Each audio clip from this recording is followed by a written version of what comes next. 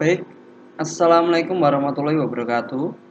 Saya Yanuar Arif Ramadan akan menganalisa produk mie instan dari PT Indofood Sukses Makmur Tbk.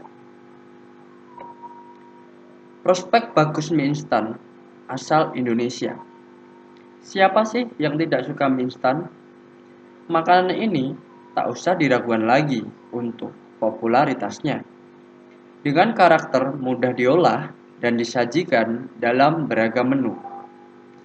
Mie juga mudah diterima dimanapun. Asosiasi Mie Instan Dunia World Instant Noodles Association atau sering dikenal WINA mencatat sepanjang 2019 dunia mengonsumsi 106,42 miliar mie instan atau rata-rata 290 juta porsi per hari. Konsumsi mie instan terus meningkat dari tahun ke tahun, terutama di Asia. Menurut Wina, 10 dari 15 negara penikmat mie terbanyak dunia berasal dari Asia. Warga 10 negara ini melahap 80% konsumsi mie instan dunia. Cina menempati urutan pertama daftar negara perlahap mie instan terbanyak tahun 2019 dengan mengonsumsi 41,5 miliar. Indonesia di peringkat kedua dengan 12,5 miliar. Disusul India 6,7 miliar dan Jepang 5,6 miliar. Mie instan, produk dari PT Indofood Sukses Makmur Noodle Division. Mie merupakan salah satu jenis makanan yang sangat populer di Asia, khususnya Asia Timur dan Asia Tenggara. Menurut catatan sejarah, mie dibuat pertama kali di daratan Cina sekitar 2000 tahun yang lalu pada masa pemerintahan dinasti Han. Dari Cina, mie berkembang dan menyebar ke Jepang, Korea, Taiwan, dan negara-negara di Asia Tenggara, termasuk negara kita, Indonesia. Di benua Eropa, mie mulai dikenal setelah Marco Polo berkunjung ke Cina dan membawa oleh-oleh mie. Selanjutnya, mie berubah menjadi pasta di Eropa, seperti yang dikenal saat ini. Dalam SNI atau Standar Nasional Indonesia nomor 355119994, mie instan didefinisikan sebagai produk makanan kering yang dibuat dari tepung terigu dan penambahan bahan lainnya. Berbentuk khas sebuah mie dan siap dihidangkan setelah dimasak atau diseduh dengan air mendidih. Kadar air mie umumnya mencapai 58%, sehingga memiliki daya simpan yang lama. Mie merupakan jenis makanan yang sudah begitu akrab bagi sebagian besar lidah orang Indonesia, bahkan dunia. Keragaman jenis mie dengan berbagai variasi cara memasaknya menjadikan mie tetap memiliki banyak peminat. Mie dapat dimasak dengan dicampur berbagai bahan tambahan sehingga menjadi lebih variatif dan tidak membosankan.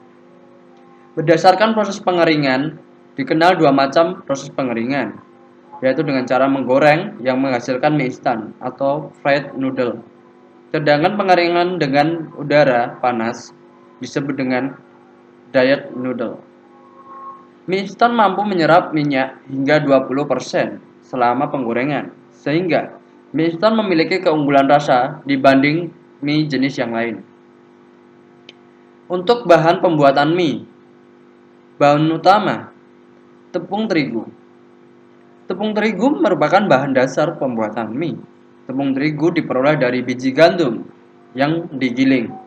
Keistimewaan terigu di antara serealia lainnya adalah kemampuannya untuk membentuk gluten pada saat terigu dibasahi dengan air. Sifat elastis gluten pada adonan mie menyebabkan mie yang dihasilkan itu tidak mudah putus pada proses pencetakan dan pemasakan. Biasanya, mutu terigu yang dikehendaki adalah terigu yang memiliki kadar air 14%, kadar protein 8-12%, kadar abu 0,25 hingga 0,60%, dan gluten basah 24% hingga 36%. Untuk bahan tambahan, yang pertama ada tapioka. Tapioka dimanfaatkan sebagai pensubstitusi atau mengurangi penggunaan tepung terigu dalam pembuatan mie yang diharapkan dapat memberi keuntungan yang cukup besar. Yang kedua yaitu air.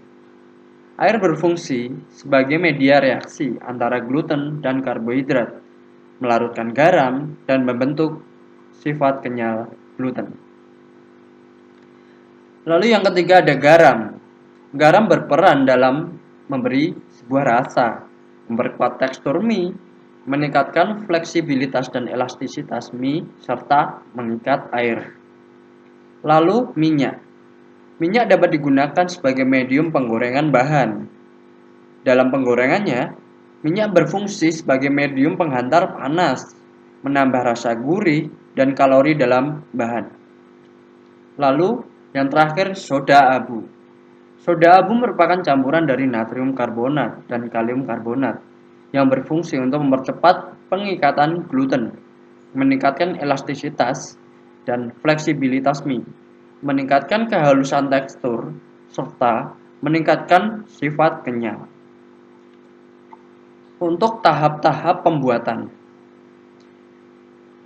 Tahapannya yaitu pencampuran, pembentukan lembaran, pembentukan untaian mie, pemotongan dan pelipatan, pengukusan, penggorengan, pendinginan, yang terakhir adalah pengemasan. Untuk kegiatan-kegiatan pemasaran. Kegiatan pemasaran memegang peranan yang sangat penting dalam menjual produknya kepada masyarakat. Kegiatan tersebut meliputi 1. Penjualan secara langsung, yaitu dilakukan dengan menggunakan armada penjualan sendiri yang beroperasi di DKI Jakarta, Jawa, Bali, Sumatera, Kalimantan, dan Sulawesi. Yang kedua ada penjualan tidak langsung, meliputi wilayah pemasaran di seluruh Indonesia, dilakukan lewat distributor, lalu pengecer, dan grosir baru konsumen akhir. Yang ketiga, promosi melalui media cetak maupun elektronik. Untuk strategi pemasaran, dominasi PT Indofood Sukses Makmur Tbk begitu kuat walaupun sudah terjadi pergeseran. Tahun 2002, Indomie menguasai sekitar pasar mie instan 90%. Tahun lalu menurun menjadi 75%. Sisanya 25% dikeroyok merek lain. Lalu untuk kemunduran itu patut diwaspadai. Meski terjadi pergeseran, namun divisi mie instan tetap dapat meraih kenaikan penjualan sebesar 6,6% menjadi 4,5 triliun dibanding 4,2 triliun pada periode yang sama, yaitu tahun 2002. Kenaikan itu antara lain dipengaruhi lebih tingginya harga jual rata-rata. Selain itu, hingga saat ini divisi mie instan tetap dapat mempertahankan volume penjualan sebesar 7,3 miliar. Strategi menghadapi persaingan, Indofood akan menerapkan strategi yang namanya Mastering the Present, PMT the Future.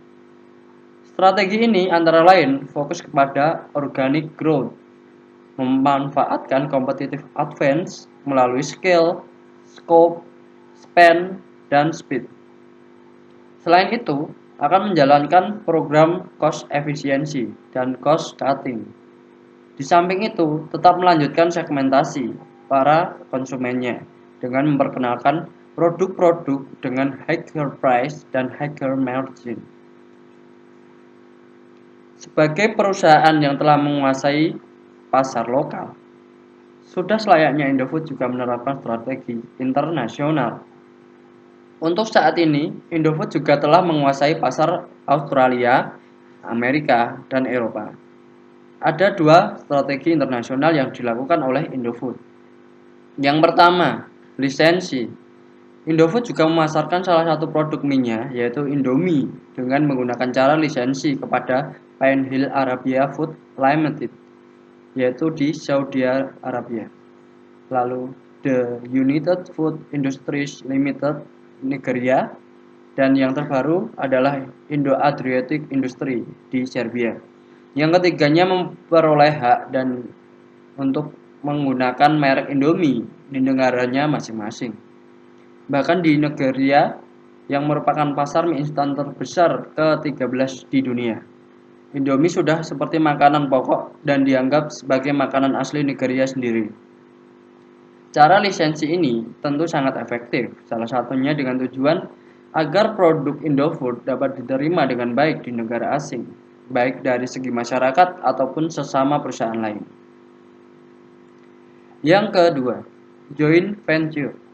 PT Indofood Sukses Makmur Tbk di tahun 2005 mencapai kesepakatan dengan perusahaan asal Swiss, Nestlé SA, untuk mendirikan perusahaan joint venture yang bergerak di bidang manufaktur, penjualan, pemasaran, dan distribusi produk kuliner Indonesia maupun untuk ekspor. Kedua perusahaan sama-sama memiliki 50% saham di perusahaan yang diberi nama PT Nestlé Indofood Cita Rasa Indonesia. Baik Indofood maupun Nestlé percaya mereka dapat bersaing secara lebih efektif di dunia Indonesia melalui penggabungan kekuatan dalam bentuk perusahaan dan tim.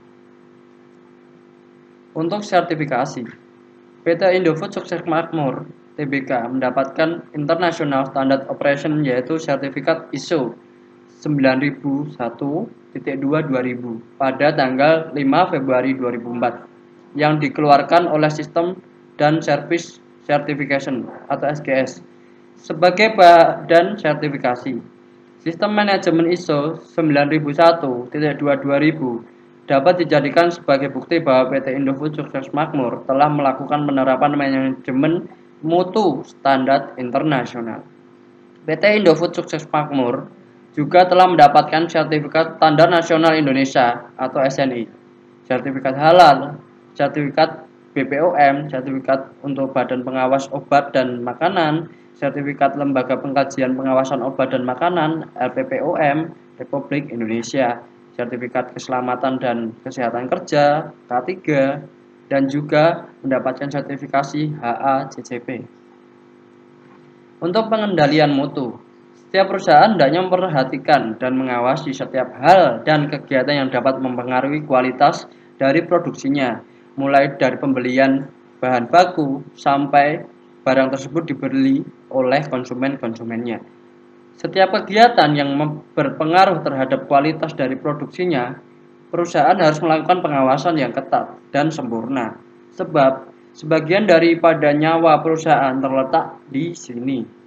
Pengontrolan terhadap kualitas produk menjadi faktor yang sangat penting karena dengan kualitas yang baik akan menumbuhkan kepercayaan konsumen.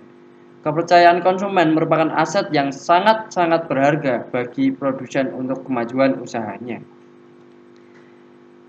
Aspek-aspek pengendalian mutu meliputi pengendalian bahan baku atau raw material, pengendalian proses produksi mie instan, pengendalian pemeriksaan produk jadi, outgoing quality control, dan yang terakhir adalah penyimpanan.